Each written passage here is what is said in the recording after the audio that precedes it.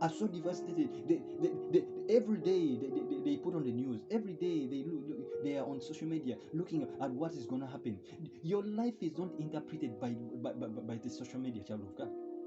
No way. Our lives, listen, for example, God visited Manoah and his wife, and the Bible tells us that the wife was barren. Now, the doctors had proved them that she was barren, and it's true, she was barren. But then they availed themselves to God, and God gives them a son. God gives Zachariah and Elizabeth a son when they are barren. Okay? God gives Abraham and Sarah a son when they are barren. When you are in matters of barrenness, God opens Rachel's womb and gives him Joseph. God opens Anna's womb and gives her Samuel. Because Anna chose to go. When Anna was devastated, she went to the house of the Lord. She went to the presence of God. Zachariah, amidst all the curiosity, amidst all the shame, he was a priest. He chose to do what is right in the sight of God. He never looked at what they're going through. He never consoled himself. And the children and Israel was saved from the hand of the Philistines by the hand of Samson, which Samson came from Manoah's wife. And God made Samson desire a daughter of the Philistines that he may seek revenge against the Philistines who ruled over Israel. When you scroll through chapter 14, chapter 15, chapter 16, we see Samson fighting battles and winning battles, the Philistines. And Israel was saved at the hand of Samson, at the expense of the obedience of his father Manoah and his mother. You can choose what to do what is right to save the next generation. You have people that are waiting on you to pick up. You might not know that. There are people, there are generations, there are people that are waiting on you, that if amidst everything that is going on, you've chosen to trust God, your family will be redeemed. I agree with you that things might not be in the right direction right now, but will you seek the direction from God, from the Holy Spirit? Let me talk to people out there. You seem devastated. You don't seem to know where you are in life. Let me tell you what you should do. Let me advise you. Let me help you, and share with you what made me strong until now. I'm not strong because I have everything to go by in life. What brands us as Christians in salvation is not that we've got everything that we need in life.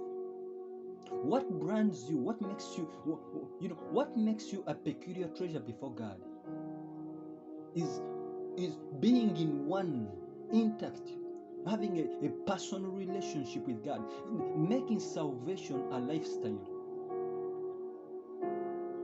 You get that? The book of Hebrews, chapter 10, verse 35. You know what the Bible says? Let me help you and show you what brands us as Christians. This is what brands us as Christians. Listen to me. Hebrews chapter 10, verse 35. The Bible says, therefore, do not throw away your confidence, which has a great reward.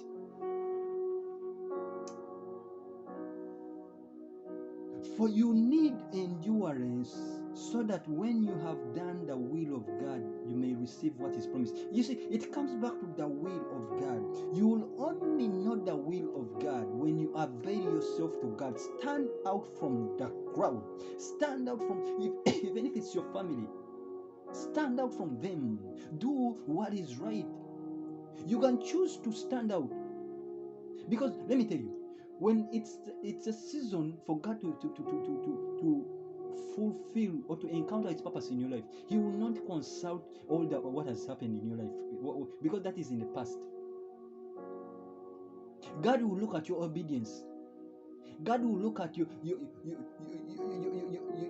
life, your life that you don't even, you didn't even give up at the time when things were bad. You see, when that promotion delayed, you never gave up. When your marriage seems to be shattered, you still commemorated in the Word of God. When your business seems to be down, you still avail yourself to the Word of God. That's what God looks at. That's why he says that Paul tells you that therefore do not throw away your confidence, which has a great reward. Paul calls it a confidence. Paul calls you're persevering in the Word of God. Paul calls your relationship with God. Paul calls you're never giving up heart. You know, Paul calls your persistence in the Word of God. He calls it confidence.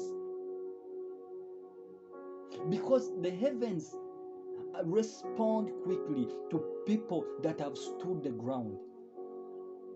The people that do not give up. People that do not people that are not do not people that do not go by what the world says. Choose to be that person that will stand out in the crowd in a season where people don't know what to do, which direction. God is calling us. This is a season that God spoke to me. It's a season of an encounter. God to encounter His purpose in your life. He will not consult your weaknesses. Quit every time you consult yourself. You know me. My family was never like this. I never completed this. I never did this. I was meant to be this, then I never did this. My business was meant to be there. Quit. Stand out. Look upon God. Trust in God. Let me tell you, child of God, the life that is speaking to you right now was once a failure, was once written off. 4 years ago, death had opened up. The graves were open to receive me. But they found me when I'm strong in the Word of God. Okay? And by the mercies of God, God preserved me until now. Because those 10 days in coma were meant to take my life away. But I am standing speaking to you right now. Because God resurrected, God brought me back.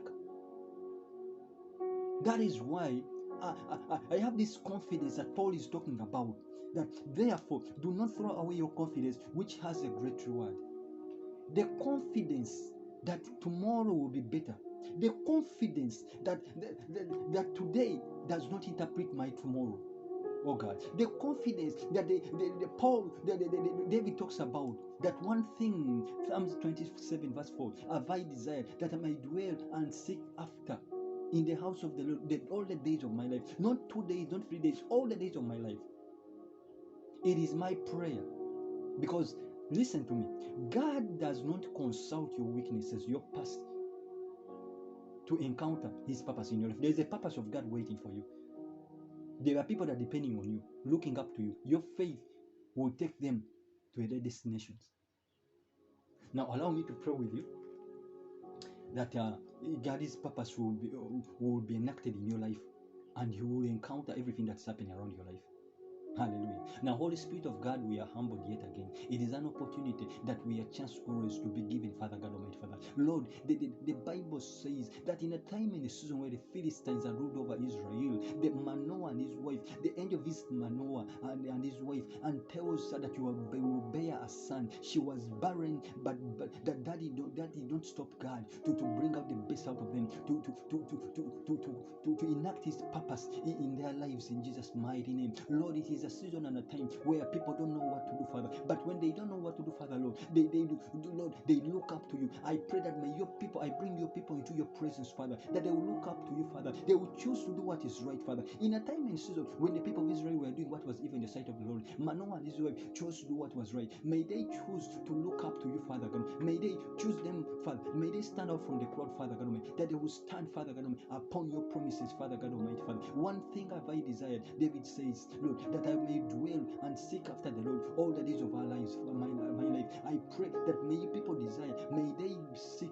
Paul tells us that do not throw away your confidence that has an exceeding great one. Father, I pray that may you strengthen your people in a season and time like this, Father. May you encounter their spiritual lives, encounter their businesses, encounter their careers, encounter them from all over, from all places around their lives, Father God, that they will come to pass, that they that wait upon you, Isaiah 40:31, you will renew their strength. I give you glory, praise, honor, and adoration in Jesus' mighty name. Now may God bless you.